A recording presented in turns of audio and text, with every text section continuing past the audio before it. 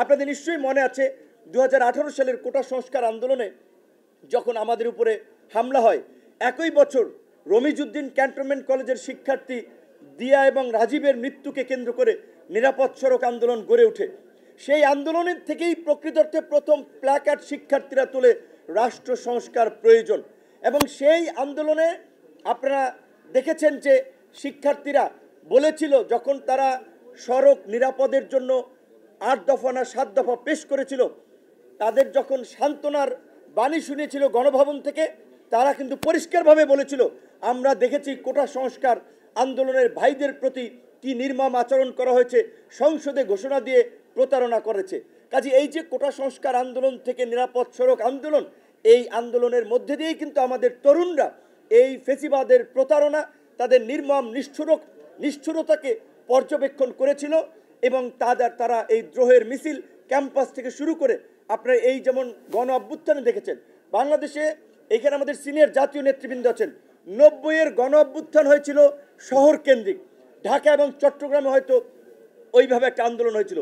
24-এর গণ অভ্যুত্থান সেই প্রত্যন্ত ইউনিয়ন পর্যন্ত ছড়িয়ে গেছে, কারণ এই তরুণদের সংগঠিত চিন্তা ভাবনা এবং এই দীর্ঘদিনের সংগ্রাম। তো আমরা চাই আগামীর বাংলাদেশ এই গণ অভ্যুত্থানের আকাঙ্ক্ষায় গড়ে উঠবে।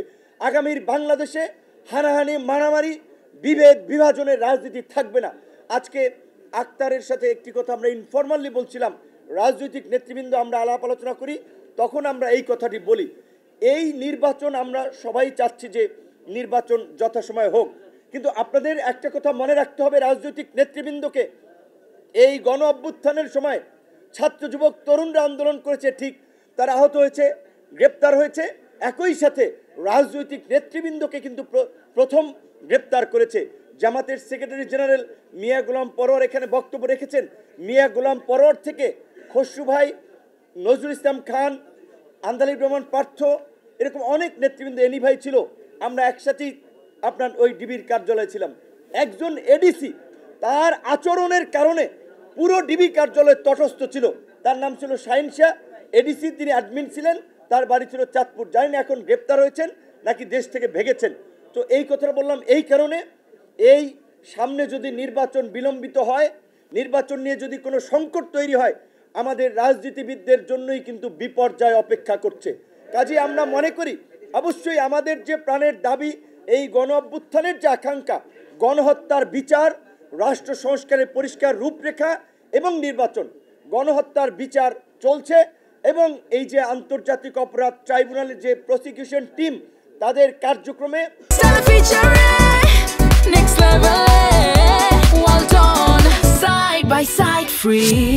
আমরা খুশি, তাদেরকে আমরা ধন্যবাদ জানাই। এই প্রতিষ্ঠা বার্ষিকী থেকে আপনারা দেখেছেন যে এই আর্মির জেনারেলরা গুম খুনের সাথে জড়িত ছিল, যাদেরকে গত 1 বছর বিচারের মুখোমুখি করা হবে কিনা দ্বিধাদ্বন্দ্বে ছিল, এই প্রসিকিউশন টিম, আইন উপদেষ্টা এবং ডক্টর ইউনূসের সাহসিকতার ফলে তাদের হাতে হাত করা পরানো হয়েছে।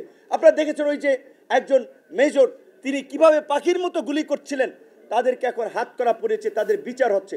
আমরা পরিষ্কারভাবে বলতে চাই, সেনাবাহিনী এই দেশের স্বাধীনতা সার্বভৌমত্বের প্রতীক। সেনাবাহিনীর এই কতিপয় ক্রিমিনালের কারণে সেনাবাহিনী সম্মানহানি হতে পারে না, সেনাবাহিনী কলঙ্কিত হতে পারে না, বরঞ্চ এই ক্রিমিনালদেরকে বিচারের মাধ্যমে সেনাবাহিনীকে কলঙ্ক মুক্ত করা হবে। তাই সেনাবাহিনীর বর্তমান সেনা প্রধান থেকে শুরু করে উচ্চপদস্থ কর্মকর্তারা এই বিচারে সহযোগিতা করবেন, সেটা আমরা প্রত্যাশা করি। একই সাথে আক্তারের বক্তব্য যেটা বলেছে, সেটা আমরা সকলকে স্মরণ করে দিতে চাই। কিছুদিন আগেই জিএম কাদেরের যে বক্তব্য, তিনি কিভাবে ঔদ্ধত্য দেখাতে পারেন এবং বলতে পারেন আওয়ামী লীগ ছাড়া নাকি কোনো এই দেশে নির্বাচন হবে না। এই কথা বলার পরে জিএম কাদের কিভাবে এই ঢাকায় আপনার রাজপথে তার অফিসে আসে, তার উত্তরার বাড়িতে অবস্থান করে। যে আওয়ামী লীগ গণহত্যা চালিয়েছে, এই শহীদ পরিবারগুলো এখানে বসে আছে, এখনো বিচার চলছে গণহত্যার, মানবতা বিরোধী অপরাধের। সেই অপরাধের দায়ে আওয়ামী লীগকে নিষিদ্ধ করা হয়েছে, সংগঠন হিসেবে তার বিচার হচ্ছে। আর জিএম কাদের বলছে আওয়ামী লীগ ছাড়া নাকি এই দেশে নির্বাচন হবে না, জাতীয় পার্টি ছাড়াও নির্বাচন হবে না। কাজে আমি বিনয়ের সাথে রাজনৈতিক নেতৃবৃন্দকে বলবো, অবশ্যই নির্বাচনের আগে নির্বাচন বিঘ্নিত হোক এমন কোনো কাজ আমরা চাই না, কিন্তু এই আওয়ামী লীগের দোসর এবং ভারতীয় এজেন্ট এই বাংলাদেশের রাজনীতিতে যখন থেকে তারা এসেছে এই বিষ ফোড়া জাতীয় পার্টির বিষয়ে ফয়সালা না হয়ে যদি আমরা নির্বাচনে যাই আমাদের জন্য শনির দশা অপেক্ষা করছে। কারণ এই জাতীয় পার্টির মাধ্যমে আওয়ামী লীগ ব্যাক করবে। ফরিদপুর, মাদারীপুর, শরীয়তপুর, খুলনা যেই সমস্ত এলাকা একটু আওয়ামী লীগ অধ্যুষিত হিসেবে পরিচিত, ওই জাতীয় পার্টির মাধ্যমেই তারা নির্বাচনে নাশকতা করবে, নির্বাচন বানচাল করবে, আন্তর্জাতিকভাবে নির্বাচনকে কলঙ্কিত করবে, প্রশ্নবিদ্ধ করবে।